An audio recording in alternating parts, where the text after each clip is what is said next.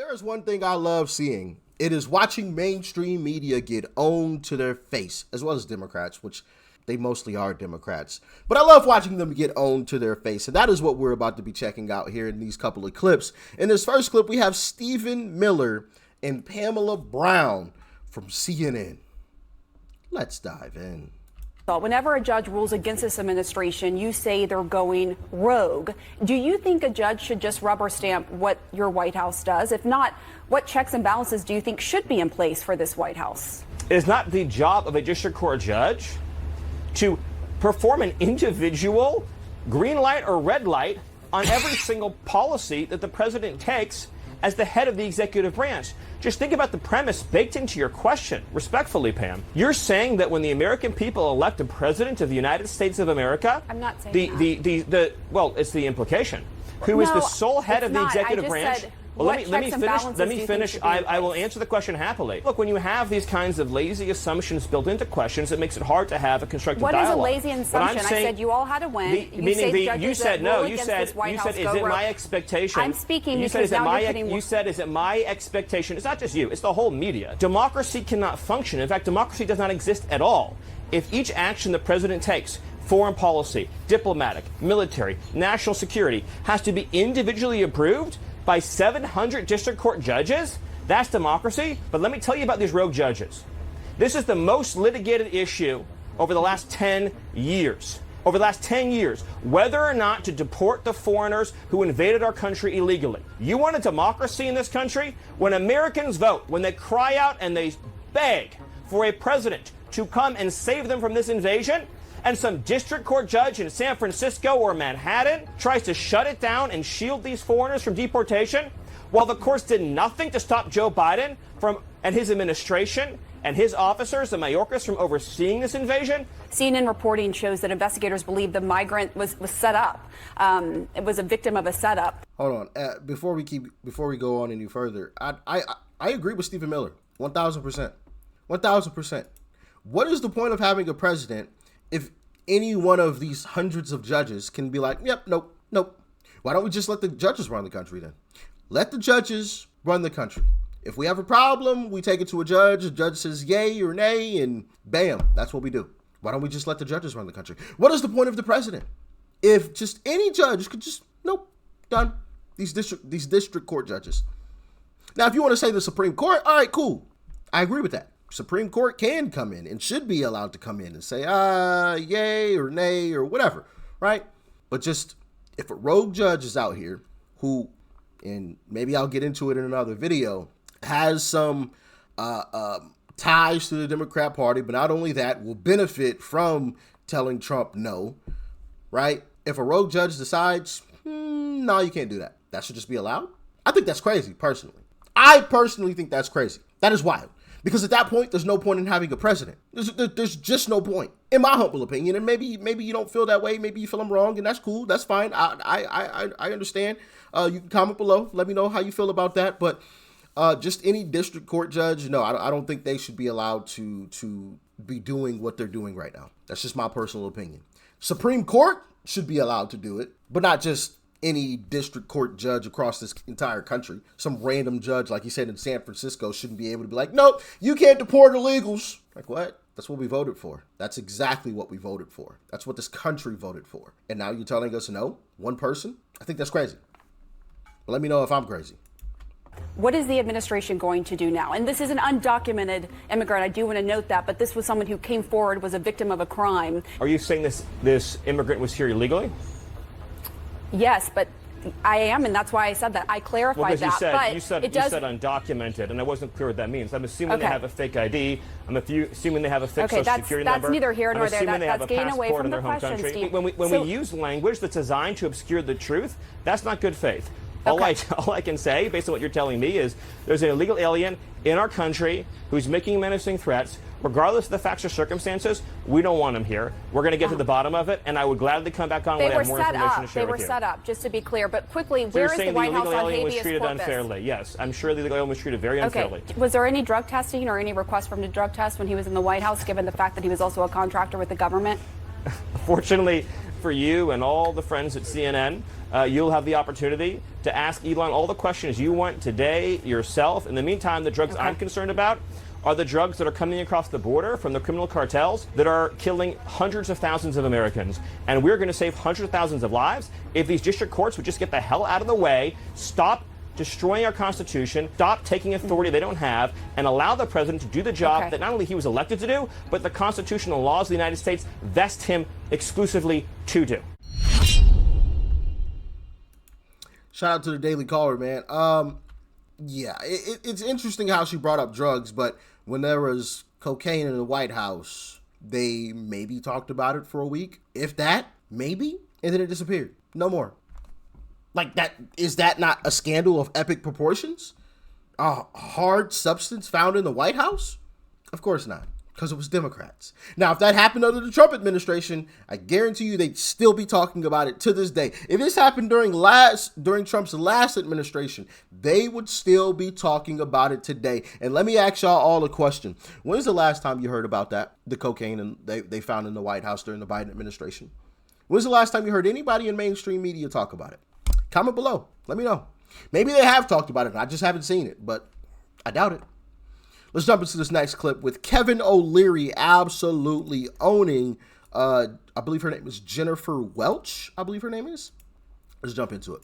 Absolutely no jobs lost because of the disruptions created by the tariff. Have you not looked at the unemployment numbers? You better read the numbers. I'm asking a question. It's We're not almost at full anything. employment. We're almost at full. What are you talking about? The economy's on fire. What are you talking about? The American economy. Nobody is taking us. What is this job loss? The economy is on fire. The economy is doing. It's not what the numbers say. The number one destination for invested capital on earth is still over 50% in America. Tonight, trillions of dollars comes to America. Kevin. Why? Best place to invest on earth. Largest Why? consumer economy. I think, Kevin, you're making a great. One second. You're making a great argument for why. Because I'm right. They did not run a process. They picked a loser, and she lost, and she got slaughtered because they didn't run a process. Hold on. Anybody? First of all, like, let's just make sure that we maintain some respect for Kamala Harris. Never elected in a process. I think referring to her as a loser she is should have run against disrespectful. other contenders. There's nothing about Kamala Harris that's a loser. Let's just put it like that. Oh, I think there is. She lost big time. You got it. She lost an election. Getting emotional. You can't talk about my queen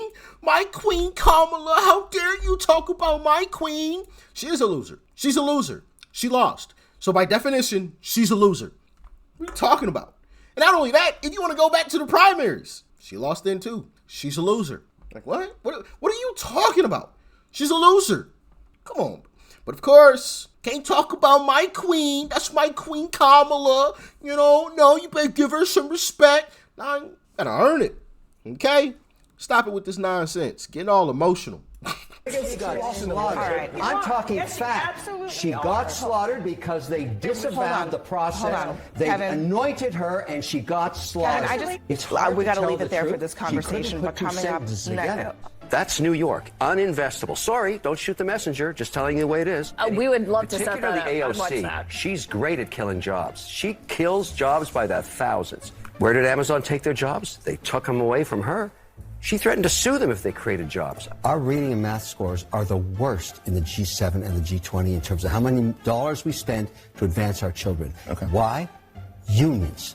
Unions that keep mediocre teachers in place in every high school in America when we should be firing them. I would like to fire teachers that don't... Wait. And I'd like to pay a lot more to the teachers that advance math and reading scores that push our system forward against every G7, G20 country. We have broken the system long ago through unions, and this is very unfair. But what are the lowest... Now, listen, I agree with that 1,000%. 1,000%. And if we have any teachers watching, I want to get your opinions as well. I mean, I want to get everybody's opinions, but especially teachers. I think the pay that a teacher gets should be based on their students' test scores. If your students are failing in the test scores, well, then in part that is a reflection on that teacher. Now, I know the argument's going to be, well, there's some unruly children. Kick them out of your class. Kick them out of your class. Get them out of the class, because we all knew Everybody knows that class clown.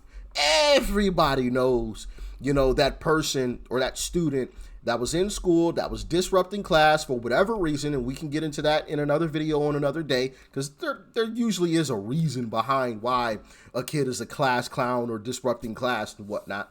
But kick that student out of class and keep going on with your lesson. Do not let students become unruly and disrupt the class, and now you got to stop doing this and talk about the class, about discipline and blah, blah, blah, blah. No, kick them out. Get them out of there. Out. Gone. And that student's test scores would not count against your scoring, right? Maybe there should be like a scoring. Based on your student's test scores, you get a certain score. If you meet this score, well, then your pay is here. If you don't, then your pay's down here. And I think if we do it that way, we'll pay teachers a little bit more. Listen, I have no problem with paying teachers more, but what I have a problem with is paying teachers more for less. Where's the increase in student test scores? Where's the increase? We have none. We have none to speak of. So if you're increasing the test scores, all right, cool. Let's pay you more. Performance. You're performing well. I agree with that. Y'all let me know if you agree. Talk to me. Paid person in America that deserves a lot more money is a great teacher. I agree, as a former teacher. And we can't, in the system of unions in America, we keep mediocrity festering, destroying the education. Respectfully, let me just tell you how misguided your statement is. Not at all. But I'm just going to point out the fact that... Thank goodness I'm here. But you're wrong, and let me tell you why. I'm 100% right. No. When you set a car on fire, you should go to jail. You're a criminal. Any car, I don't think we have to talk about it in any other context.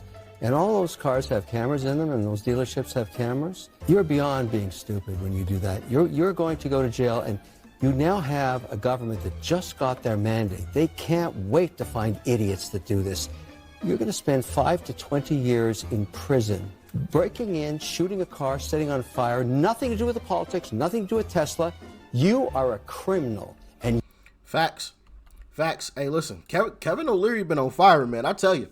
Kevin O'Leary has been on fire. Every time he's on Abby Phillips' show, he is owning somebody and cooking the panel. Absolutely cooking them. I mean, chefing them up something nice. It's amazing.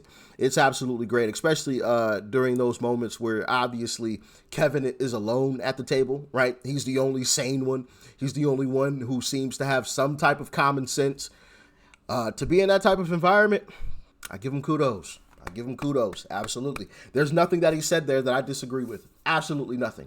But I'm interested to know your opinions on the whole teacher situation. Let me know in the comments below how you guys feel about what I said about the whole teacher situation. Basing a teacher's pay off of students' test scores. You take their test scores, you put them all together, and you give the teacher a score. And based on that score, that's how much that teacher makes the next year. Yeah, I think it should be, yeah. So based on the 2025 or this school year's test scores, this past school year, next school year, that teacher will be getting paid, based on the previous year's test scores.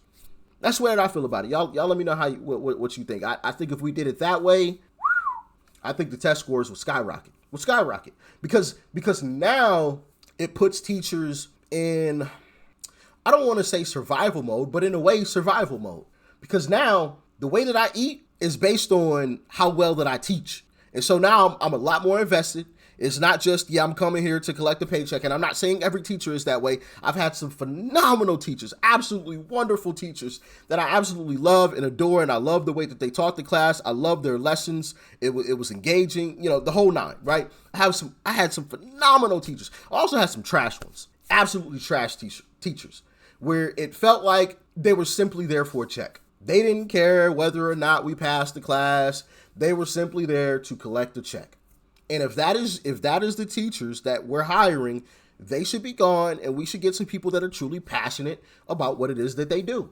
And one of the ways that I believe you do that is you incentivize it with dollars, because that's how you eat. I mean, I know the saying is money ain't everything, but it darn sure is a lot. The roof over your head, the car you drive, the food you put in your mouth, everything. The food your kids put in their mouths, you got to pay for it. You know what I mean? So that's just my thoughts. Y'all let me know yours in the comments. Make sure you guys hit that like button for the algorithm. I would greatly appreciate it. Hit that subscribe button if you are new. Hit the bell button next to it so you're notified whenever these videos drop. All right? Stay safe out there. Peace and love. I'm out.